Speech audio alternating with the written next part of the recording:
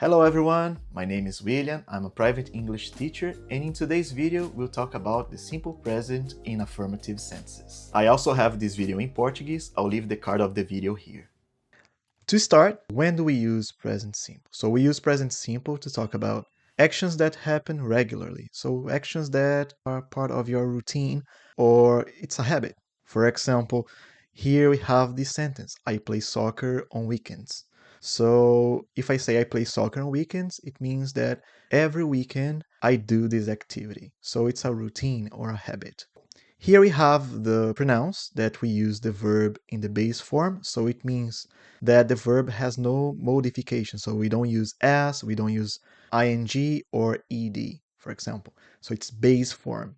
Okay. The pronouns are I, you, we, and they.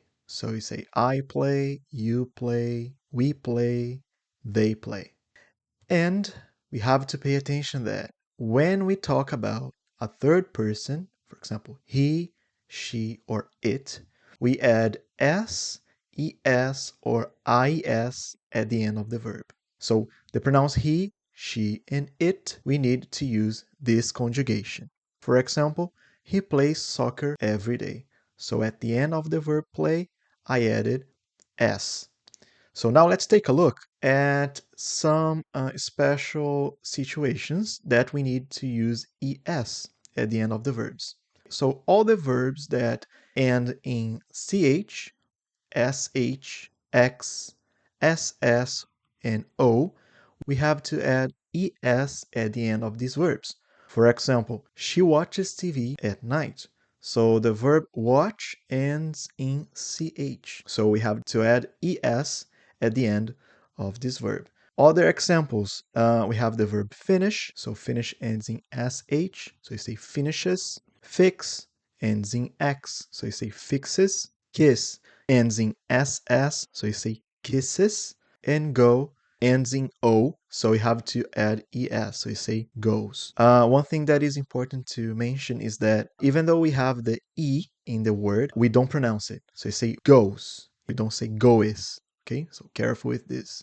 Now with the other words, so watches, finishes, fixes, kisses, you pronounce as is, like the verb to be is. So you say watches, finishes, fixes, kisses. Let's continue and see when we need to use IES at the end of the verbs. So it happens when we have a consonant and the letter Y at the end. For example, she studies in the morning. So here I put IES at the end of the verb study.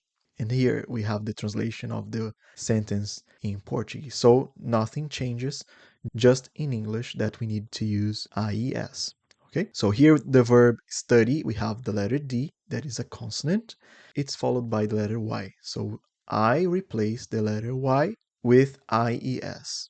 One note here. So the verbs that end with a vowel and Y do not follow this rule. Okay, so in this case, we add only S. For example, the verb play, we have the letter A and Y. So if we conjugate, we say plays with S. And buy, the same thing. We have the letter U and the letter Y. So we say buys. So you simply add S. For example, he buys food once a week. So pay attention to this because there are many students or people who are learning English that make this mistake. Okay? Now it's practice time. So I'd like you to complete these sentences with the correct form of the verbs in parentheses.